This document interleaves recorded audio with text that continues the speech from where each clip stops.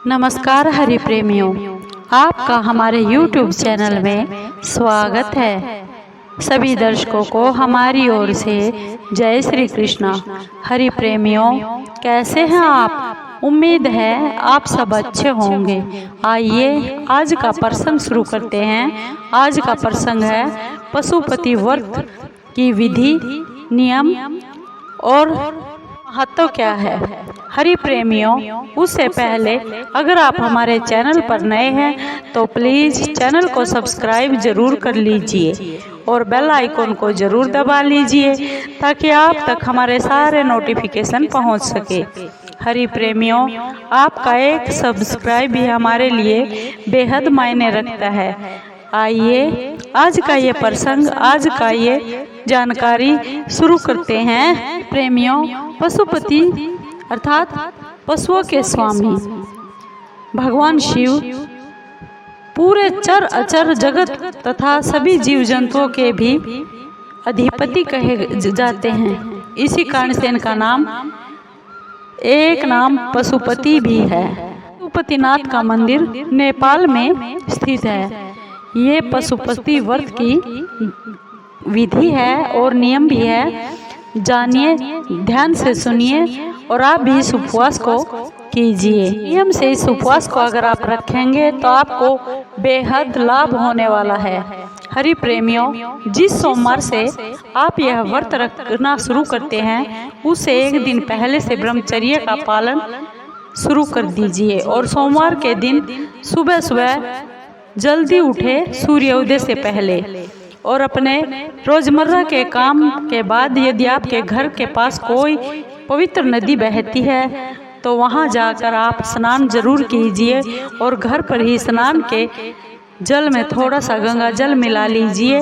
अगर आपके पास कोई पवित्र नदी नहीं बहती है तो हाथ धोकर पूजा की थाली ले लीजिए और जिसमें आप शमी के पत्र, बेलपत्र, मंदार के फूल, पंचामृत, भांग, धतूरा और धूप दीप लेकर भगवान शिव के मंदिर में चले जाइए। और याद रहे कि जिस मंदिर में आप अपने व्रत का प्रथम दिन जा रहे हैं उसी मंदिर में बाकी चारों सोमवार को भी उसी मंदिर में जाइए। भगवान शिव के पास जाकर एक घी का दीपक जला लीजिए और यदि हो सके तो मिट्टी का या फिर आटे का दीपक बना लीजिए।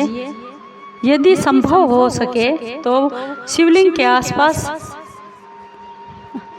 सफाई करके फिर शिवलिंग को जल अर्पण कीजिए। जल चढ़ाते हुए अपने मन में भगवान शिव का कोई न कोई मंत्र आप जपते रहिए और उसके बाद पंचाभिषेक अर्थात शहद, घी, दूध, दही और जल ये सब अर्पित कर दे, चढ़ा दे। पंचाभिषेक करने के बाद भगवान शिवलिंग पर बेलपत्र, मंदार के फूल, पूजा की सामग्री और जो मिठाई आप लेकर गए हैं उसको चढ़ा दीजिए। आप इस बात का ध्यान जरूर रखिए कि धूप दीप और जो सामग्री जो आप शिवलिंग पर चढ़ाने वाले हैं वह कुछ शिवलिंग से दूरी पर रखें। पर क्या होता है कि भक्त लोग शिवलिंग पर ही धूप लगा देते हैं जो बहुत ही अनुचित है।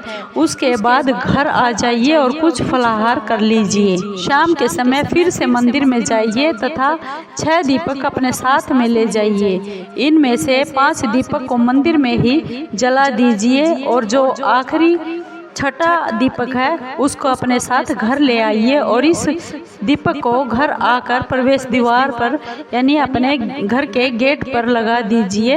सीधे हाथ अर्थात दाई और गेट पर लगा लीजिए। जो मंदिर में आप मिठाई लेकर गए थे उस मिठाई के भी 3 भाग कर लीजिए। 2 भाग मंदिर में ही भोग लगाकर बांट दीजिए और तीसरे भाग को अपने घर लाकर शिव जी को भोग लगाकर प्रसाद रूप में स्वयं भी ग्रहण कीजिए और अपने परिवार को भी दीजिए।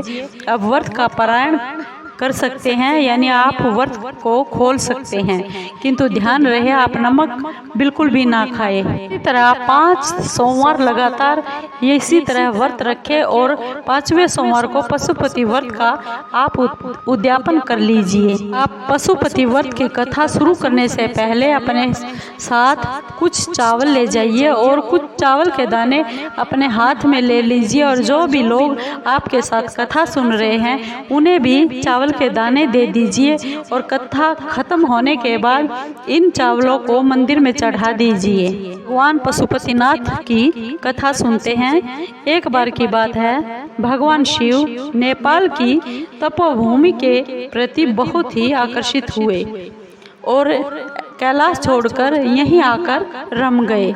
इसी क्षेत्र में वह 3 सींग वाला मृग बनकर घूमने लगे। अतः इस क्षेत्र को पशुपतिनाथ क्षेत्र या फिर मृगस्थली भी कहा जाता है। शिव को इस प्रकार ना देखकर ब्रह्मा विष्णु को चिंता हुई और दोनों देवता भगवान शिव की खोज के लिए निकल पड़े। इस सुंदर क्षेत्र में उन्होंने एक मोहक 3 सींग वाला मृग को घूमते हुए देखा। उन्हें मृग रूप में भगवान शिव होने की कुछ शंका हुई। ब्रह्मा जी ने योग विद्या से भगवान शिव को तुरंत पहचान लिया और यह मृग नहीं कि भगवान आशुतोष ही है। ब्रह्मा जी ने उसी समय उछलकर उन्होंने मृग के सींग को पकड़ने का प्रयास कर लिया, जिससे मृग के सींग के 3 टुकड़े हो गए। उसी सींग का एक टुकड़ा इस पवित्र क्षेत्र में जा गिरा और यहाँ पर महारुद्र उत्पन्न हो गए, जो श्री पशुपतिनाथ के नाम से आज प्रसिद्ध हुए हैं। शिव जी की इच्छा के अनुसार भगवान विष्णु ने नागमती के ऊंचे टीले पर भगवान शिव को मुक्ति दिलाकर लिंग के रूप में स्थापित कर दिया, जो पशुपतिनाथ के रूप में विख्यात हो गया। 5वें सोमवार को व्रत पूरे होने के बाद उद्यापन वाले दिन यानी 5वें सोमवार को पशुपतिनाथ व्रत का उद्यापन होता है। उस दिन पूजा विधि जो अपनाई जाती है, जो अन्य 4 सोमवारों में की जाती है, किंतु उद्यापन वाले दिन एक पानी वाले नारियल का प्रयोग पूजा में किया जाता है। इस सोमवार को मंदिर में जाकर पूजा को विधि से संपन्न कर लीजिए और एक पानी वाला नारियल लेकर उस पर नाला बांधिए यानी कलावा बांध दीजिए और अपनी मनोकामना मन में रखें और इसे शिव मंदिर में ही शिवलिंग के पास रखकर आप वापस अपने घर आ जाइए। इस प्रकार यह व्रत संपूर्ण हो जाता है। यदि आपकी सामर्थ्य हो तो आप ब्राह्मण को भोजन भी करवा सकते हैं। लेकिन आप व्रत रखें उस दिन मन में शिव जी का मंत्र, कोई न कोई मंत्र आप जाप में जरूर रखिए, क्योंकि आपका व्रत विशेष फलदायी हो जाता है। चाहे ओम नमः शिवाय का जाप ही कर लीजिए।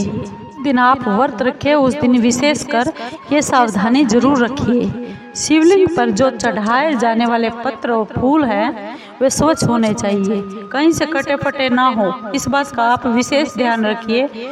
और धार्मिक मान्यताओं के अनुसार बेलपत्र को सोमवार के दिन कभी नहीं तोड़ना चाहिए। इसे एक दिन पहले अर्थात रविवार को पत्ते तोड़कर आप सुरक्षित रख ले। भगवान शिव को यह पशुपति व्रत जो मनोकामनाओं को देने वाला है, इसको बहुत ध्यान से रखें। उस दिन काम, क्रोध, लोभ और अहंकार बिल्कुल भी ना करें। इन विकारों से आप दूर रहिए और व्रत के रहते हुए कभी भी तामसिक भोजन बिल्कुल भी नहीं खाए। बड़े बूढ़ों और महिलाओं और बच्चों को आप सम्मान दीजिए और बिना किसी वाद विवाद कलह में बिल्कुल नहीं पड़े। कैसे नहीं करना चाहिए ये व्रत? अगर आप बीमार हैं या फिर वृद्धावस्था के चलते हुए यह व्रत नहीं करना चाहिए। अगर आप असमर्थ है तो इससे को कष्ट होगा। गर्भवती महिला को भी इस उपवास को नहीं करना चाहिए और जो मासिक धर्म के दौरान जो स्त्रियां चल रही हैं उसे अपने पति से करवा लेना चाहिए। अगर पति ना हो तो अपने पुत्र से पूजा कार्य संपन्न करवा सकती है। उनके लिए केवल पूजन विधि निषेध है, उपवास वह रख सकती हैं। शिव तो बहुत ही अपने भक्तों पर प्रसन्न रहते हैं और पशुपति व्रत भगवान शिव को बहुत ही प्रिय है। अगर आप इस व्रत को पूरे विधि विधान और नियम के साथ श्रद्धा से करेंगे तो भगवान महादेव आप पर अति प्रसन्न होंगे। भगवान शिव तो सिर्फ एक लोटे जल से भी प्रसन्न हो जाते हैं, लेकिन भाव मन में होना चाहिए।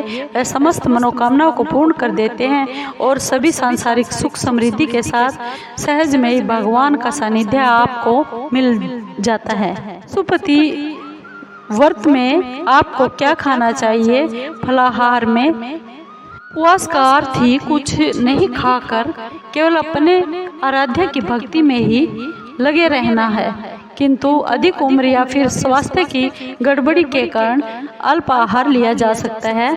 आप याद रखिए कि एक तो नमक का सेवन बिल्कुल भी ना कीजिए, किंतु सेंधा नमक आप ले सकते हैं और दिन में फल और रात को कुट्टू के आटे का प्रयोग कर सकते हैं। कुट्टू के आटे की रोटी खा सकते हैं और भोग लगाने के बाद ही यह सब प्रसाद भोजन के रूप में आप ले सकते हैं। प्रेमियों, आपको ये पशुपति व्रत की जानकारी कैसी लगी? अगर आपको अच्छी लगी हो तो प्लीज़ चैनल को सब्सक्राइब कीजिए, लाइक कीजिए, शेयर कीजिए और कमेंट ज़रूर कीजिए। हरि प्रेमियों, आपके कमेंट का हमें बेसब्री से इंतज़ार रहता है। धन्यवाद हरि प्रेमियों।